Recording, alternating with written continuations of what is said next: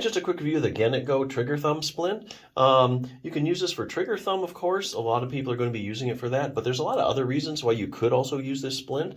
If you just have like an overworked thumb and you just want to rest it, this splint will immobilize the wrist and the thumb and all the joints and just kind of give it a chance to rest and relax and recuperate. So you'd like say overworked thumb. If you have like thumb arthritis, this would also be a good brace you could use, particularly if you have like base of the thumb arthritis or what they call CMC or carpometacarpal joint arthritis.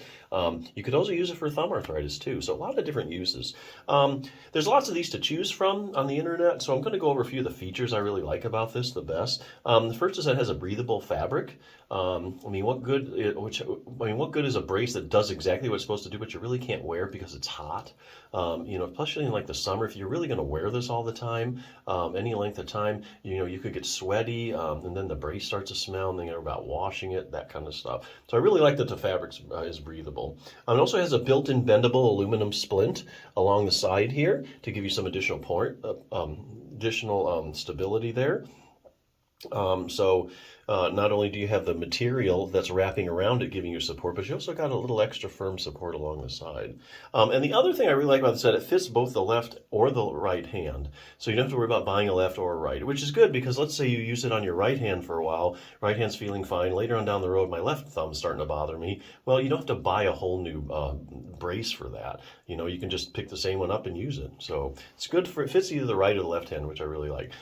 So if you're looking for some external stability, external stability being, support and stability outside of the joint and the thumb, there actually is internal stability, which is like, we're talking like the muscles to get also internal support. So there are some things you can do also to get other support for your thumb. There are a couple muscles in particular you could strengthen. This is the Healthy Thumb Handbook. I'll show you the pictures of the muscles. There's not that many good thumb books out there. This is actually one of the better ones. I guess nobody's really writing much on the thumb. Okay, let me show you the picture. So basically they're going over some anatomy here. Lots of pictures. If you're a visual learner, you really find this an easy read. Let's see, relaxing your thumb muscles. Shows you how to make a homemade hot pack. I thought that was kind of cool, but heat's really nothing groundbreaking. Get rid of those trigger points. So this is interesting. So you might have, let's say you have thumb arthritis, or you've just irritated the joint because you're overusing your thumb.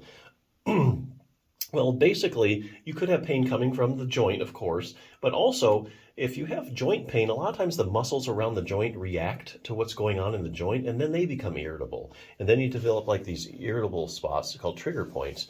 So not only do you have joint pain, but you also have muscular pain. So your pain is actually a component of two different things. So it's always good to iron out any trigger points you have.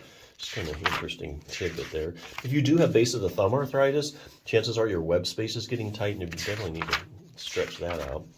Well, here's a good one. So if you do have issues with like thumb arthritis, taking pressure off the thumb joint, this shows you a really easy thumb distraction technique you can use. Joints that are overworked or joints that are arthritic, they just love to be distracted, and that's where you pull them apart a matter of millimeters. Basically, they love it because it just takes all the pressure off the joint, and that makes them happy. They don't have to work too much. It's like there's no pressure on me. I can rest, I can relax, recuperate, circulation's better, so they just love that. Good way to get the joint pain down. Okay, so here we go, getting maximal thumb joint stability. First muscle is the abductor pollicis longus. As you can see, that muscle goes right to the base of the thumb, and that's where it stabilizes that lower thumb joint. We're talking like one exercise here that maybe take you like a minute and a half. And you don't even need to do these exercises every day. If you do them every other day and give the muscles time to rest and recuperate in between exercises, so you only really have to do like 2 or 3 times a week. Anyway, other muscle is the first dorsal interossei muscle. As you can see, that muscle attaches right to the base of the thumb and supports it. So here again, this is internal stability. A couple exercises, doing it 2 or 3 times a week. If you know what to do, there's really a lot you can do for thumb problems that a lot of people don't know about. But anyway, as far as external stability, I think this is a good brace, got lots of good features, so definitely check it out.